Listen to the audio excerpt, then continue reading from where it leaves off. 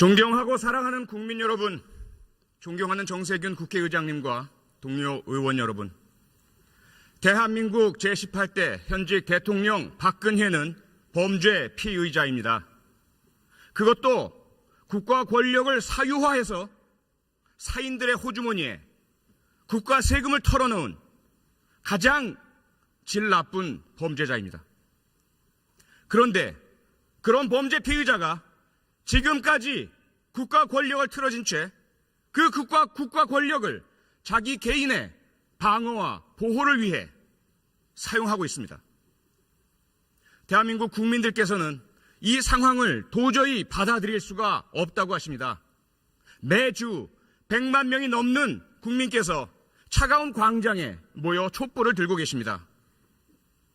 지금 여론조사 결과는 80% 이상의 국민이 즉시 박근혜 대통령을 탄핵하라고 요구하고 있습니다.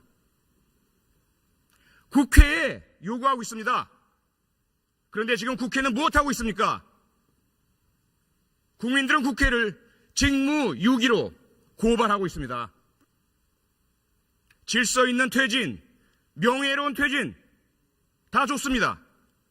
이미 오래전에 국민과 야당이 제안했던 것 아닙니까?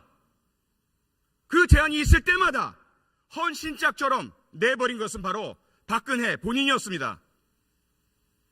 그리고 이미 3차례 담화를 통해 자기가 한 말을 뒤집고 거짓말을 하길 반복하고 있습니다. 검찰 수사, 특검 수사 받겠다. 호언장담 공언해놓고 검찰의 대면조사 요청 거부하고 자신의 지휘하에 있는 대한민국의 국가기관 검찰을 능멸하고 명예훼손하고 모욕하고 있습니다.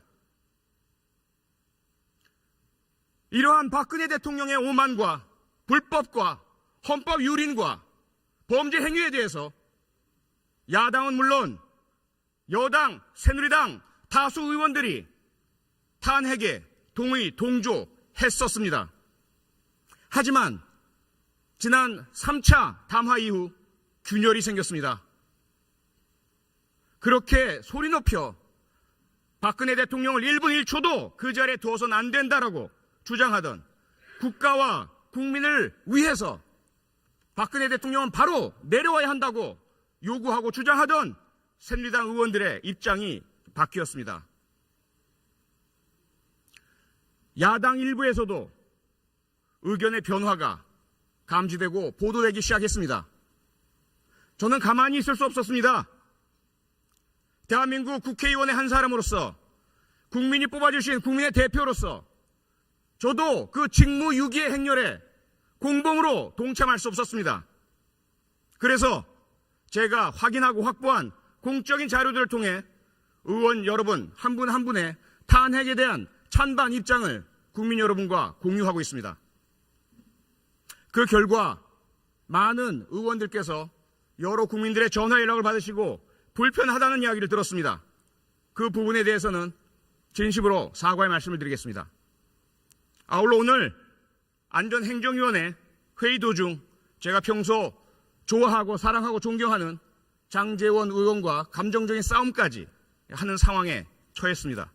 그 부분 역시 개인적으로 장제원 의원께 공개적으로 사과드리겠습니다. 하지만 국회가 제 기능을 할 때까지 박근혜 대통령에 대한 탄핵 소추안에 그 발의안에 누가 서명하고 누가 서명하지 않는지 누구의 서명 때문에 누구의 서명 불참 때문에 탄핵안 발의가 이루어지지 못하는지 그리고 그 탄핵 소추안에 대해서 누구의 불참으로 인해서 의결이 이루어지지 못하는지는 분명히 제가 끝까지 국민과 공유해야 하겠습니다.